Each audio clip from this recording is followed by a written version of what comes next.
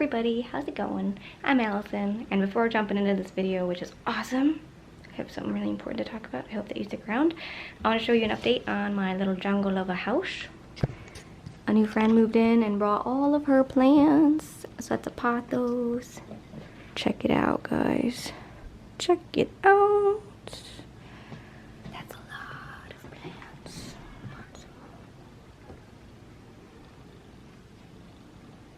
I love how this looks in the window. Oh man. So many plants.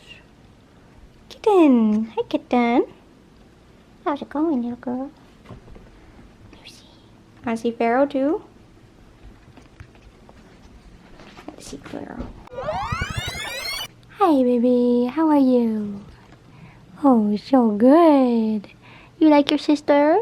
You like your sister? You like your naps? Check it out. Look at. Oh, they're cute.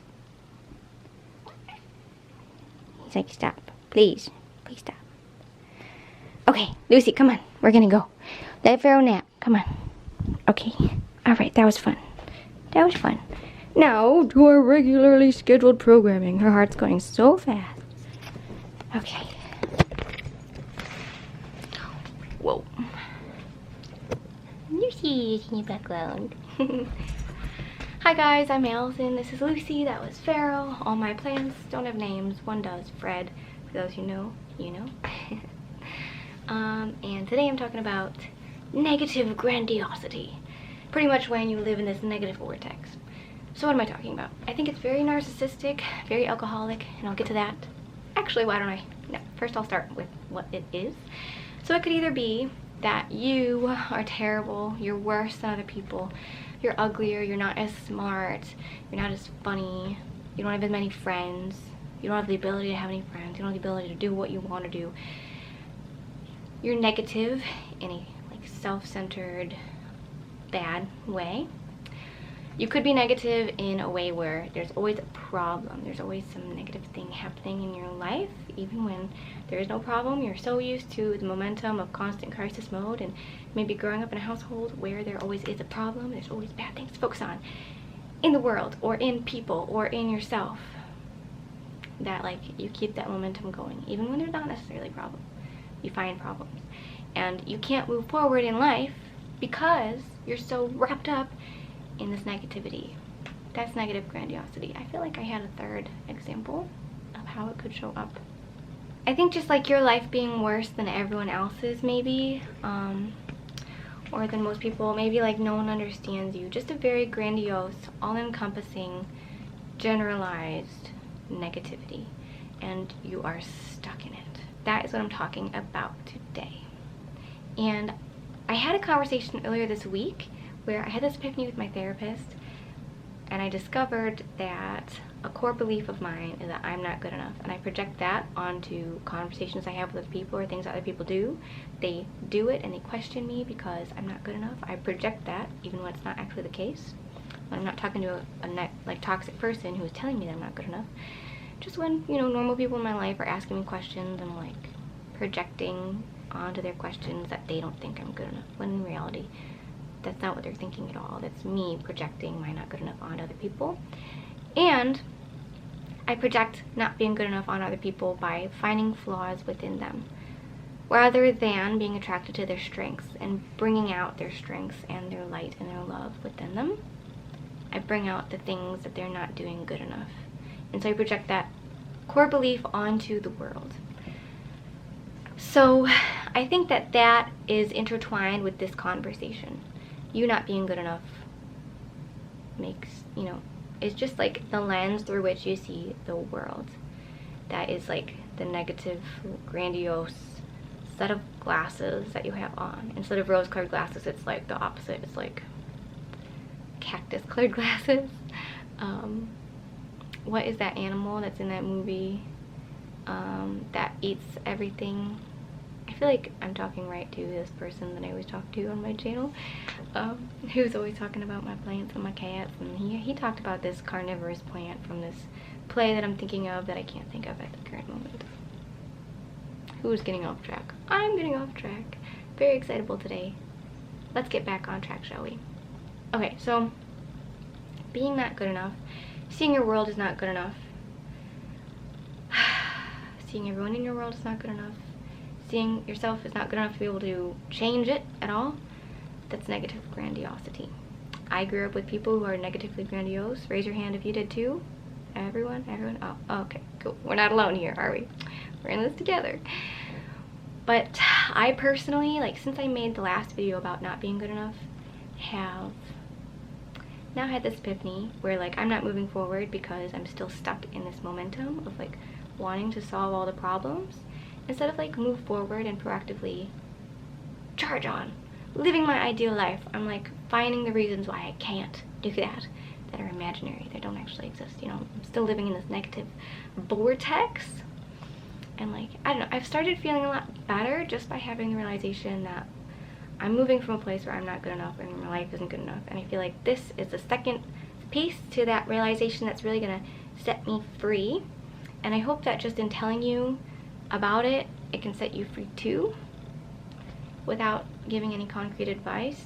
Like, just realizing that maybe you're projecting not being good enough onto your conversations, onto other people, on your world, and you're projecting there being problems all the time, and you having to focus on them rather than, like, doing proactive things to feel better, to live a better life. Just focusing on the better life, and then attracting more good stuff by focusing on the good stuff and, like, putting more of your energy into it. I hope that just speaking this out loud helps you. But I do want to circle back to what I almost got distracted on in the beginning of this conversation, and that is that negative grandiosity is something that you see a lot in narcissistic individuals and in alcoholic individuals. So I think it's easier to explain when you look at it with someone who has an addiction. So I'm gonna, like, start off by explaining how it shows up for an addict to substance. Kitties are playing. People who have an addiction can't be satisfied with their life because then they will have no excuse to use. So there needs to be a problem, something that they're not satisfied with, in order to have that lack to fill with their addiction, to have a reason to use. Because at one point, using that substance, whatever it is, maybe it's not even a substance, maybe it's social media, maybe it's gambling, you know, whatever their addiction is, at one point it did make them feel good, but now it's turned into an actual destructive force in their life. And while, like, momentarily it may feel good, it actually is not making them feel good. They have like a hangover, not just like an actual physical hangover, but like an anxiety hangover, because they feel bad about what they did. They feel bad about using. So anyways, people who have a substance abuse problem, they can't be totally satisfied with their life because then they would have no reason to use. And narcissistic individuals are kind of also addicted to having things be bad, because if things weren't bad, then they would have to, you know, be content with life and maybe move forward and, like, make their life better than it is in some way, and that's intimidating and they don't want to. And also, you know, maybe just for both individuals and everyone, momentum of how you've been living, how you've been perceiving the world. It's strong, dude. It's so strong. The habit, what you do without thinking, rewiring that and, like, changing your behavior, rerouting in the moment is hard. So either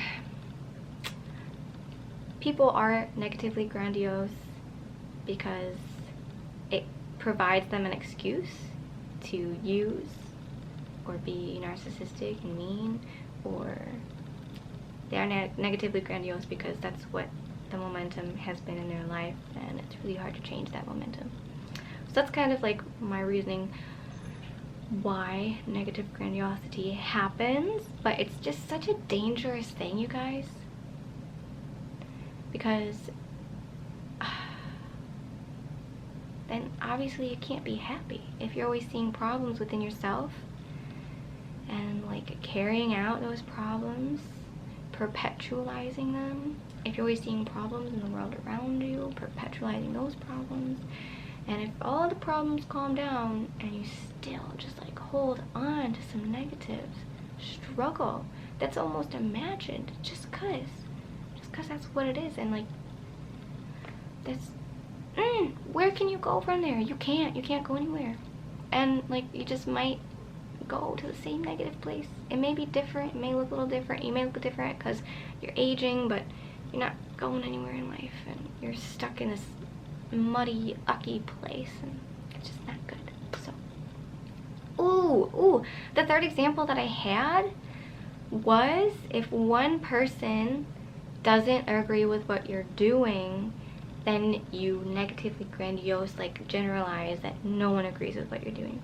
That example came to mind because the last video that I made was not received well by certain loud individuals who voiced their opinion very loudly. And I just need to remember not to negatively grandiose apply that to everyone, because, you know, at the same time I'm getting feedback and comments on other videos, and like on that video that are very positive and warm. You know, not everyone may agree with you, but even if like the person who voices their opinion to you doesn't agree with you, doesn't mean that no one agrees with you. So what I want you to do after watching this video, or just right now, is to please comment an example of negative grandiosity that comes to your mind, or a time in your life when you think that you have lived in this negative vortex, how you got out maybe. Certain people comment on my videos all the time, but then I feel like there's a lot of people who watch that don't, and I just, I would love it if you really commented on this one. Please let me know what you think. If you don't, that's cool too. Thank you so much for watching, and get ready, because there's about to be some bloopers coming your way that I filmed before filming this. Right, I'm very hyper. I'm about to film another video, so you'll know what that video is if you watch the bloopers, but if not, anyways, I guess I'm gonna end this one. Thanks for watching. Thanks for being you. I appreciate you. And for those of you who appreciate me, thank you. You know, I didn't feel super duper supported for a second a couple days ago when I released that video, but in the grand scheme of things, like, I remember that there are people who understand watching, and if you're my people, I appreciate you. Thank you. You know, we're friends through thick and thin, even if we don't agree with each other all the time. I appreciate you. So, okay. Talk to you guys soon. Peace. I'm so hyper. Okay.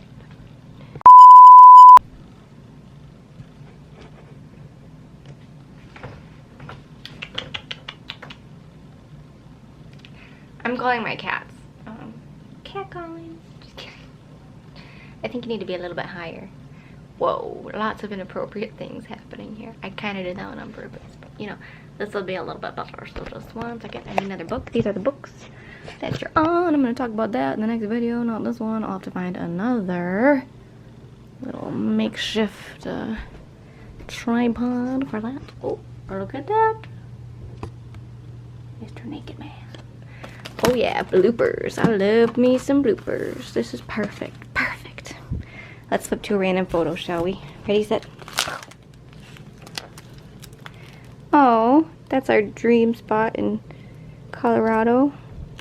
We went to stay at this Airbnb, and they were like massive windows. It was on top of a hill. That's Denver in the background. These are hills. This massive house with big windows, and they had a hot tub over there looking out onto Colorado. And that's me and Eric, my partner, in the house. Super happy. I just cut my hair off. Hi, Yoshi baby. Oh, this one is all me and Eric, so it's fun. I love you. With Monopoly money all over. Oh, the cutest picture of them all. Oh, doorbell ring. What's that? You think it's a package? I think it's a package. Wanna go see? Let's go see. Okay.